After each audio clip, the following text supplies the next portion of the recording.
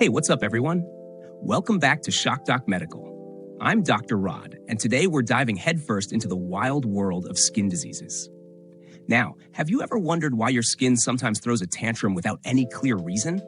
Or why that rash seems to defy every textbook description?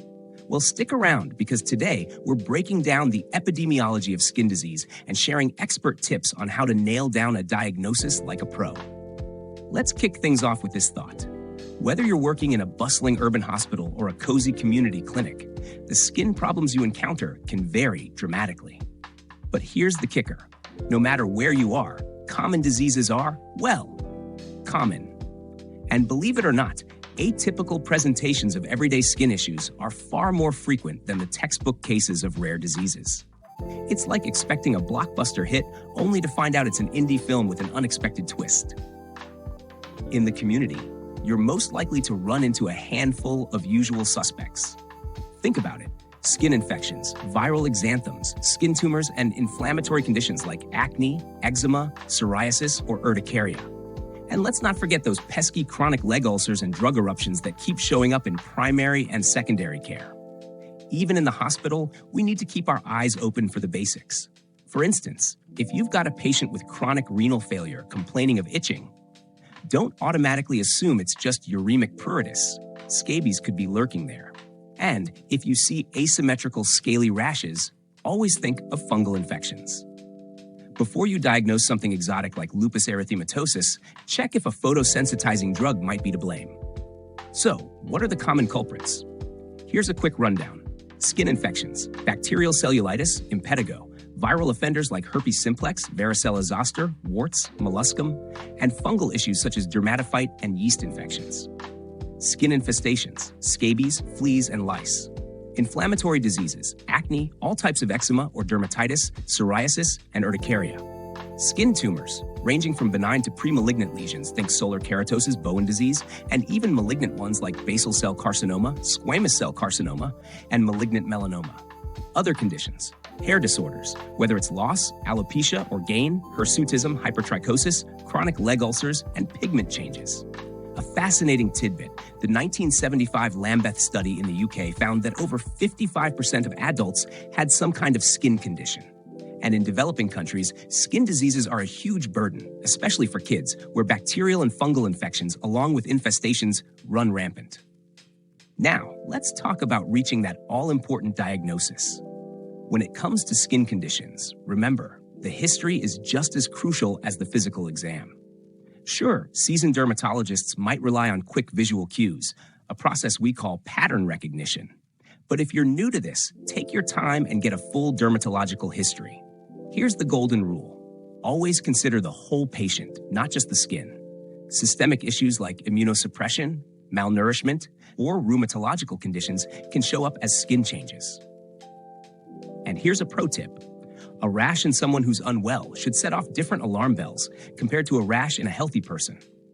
Don't forget to check everything: the mucous membranes, hair, nails, and always remove dressings to see what's hiding underneath. Integrating all this information is key to formulating a solid differential diagnosis. Let's break it down further with what I like to call the dynamic duo of dermatological diagnosis: analytical processing and pattern recognition. Analytical processing. This is where you systematically gather and structure all the clinical information. Ask the right questions, detect key signs, and then integrate that data. It's like piecing together a jigsaw puzzle. You need every little piece to see the whole picture. Pattern recognition. This is more of an almost instinctive process.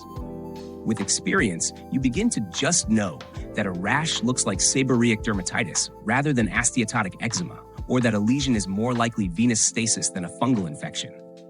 The more clinical examples you see, the sharper your pattern recognition skills become. And while this skill can be incredibly powerful, even the experts double-check with analytical rules to avoid errors. Now, here's a practical framework to help you break down skin lesions. Distribution. Ask yourself, is the rash symmetrical, hinting at an internal process, or asymmetrical, suggesting an external cause? Site predilection. Does it favor sun-exposed areas, acral regions, flexures, or extensors? Pattern. Consider if it's unilateral, generalized, grouped, linear, annular, ring-like, reticulate, possibly vascular, or serpiginous. Surface quality. Is the lesion scaly, indicating an epidermal issue? Or is it smooth, dermal, hyperkeratotic, a thick resistant layer, or crusted, dried exudate waiting to be peered under?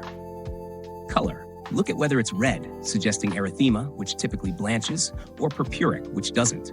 Pigmentation. Note any hypo or hyperpigmentation, often a sign of post-inflammatory change. Primary lesions. Identify key lesions like erythematous macules and papules, 2 to 10 millimeters in diameter, possibly confluencing into a morbilliform rash. Papulosquamous rashes or scaly plaques. Smooth papules or nodules that might hint at deeper dermal involvement.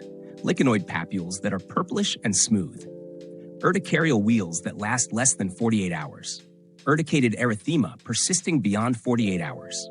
Purpuric lesions, blisters, or pustules. And don't forget to assess the feel of the skin, whether it's soft, firm, or even as hard as bone. Secondary lesions. Look for signs of scratching, excoriations, chronic rubbing, lichenification, or prurigo, which is often nodular and spares the middle of the back. And don't overlook erosions, ulcers, or scars. This framework isn't just academic, it's your roadmap to a confident diagnosis.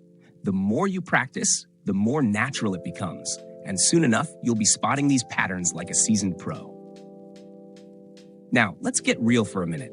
All this talk might sound a bit academic, but it's grounded in everyday practice. I remember my early days in clinic, trying to figure out whether that odd rash was just a quirky presentation of eczema or something more sinister. And guess what? Most often, it turns out to be one of those common conditions we talked about today. Even in the hospital setting, don't forget, common things remain common. Whether it's a bacterial skin infection like cellulitis or an outbreak of impetigo, keeping an eye out for these usual suspects is crucial. For example, if you suspect impetigo, a typical treatment might involve topical mupirocin 2% applied 3 times daily for about 7 days. And if it's more severe, you might switch to oral antibiotics like cephalexin, usually 500 milligrams 4 times daily for 7 to 10 days. But remember, always tailor your treatment based on the specific case and consult current guidelines. To sum it all up, whether you're a seasoned pro or just starting out, understanding the epidemiology of skin diseases and mastering the art of reaching an accurate diagnosis is absolutely essential. From knowing which conditions are most common in your setting to using a structured framework for analysis, every piece of information can make a huge difference in patient care. So, what did we learn today?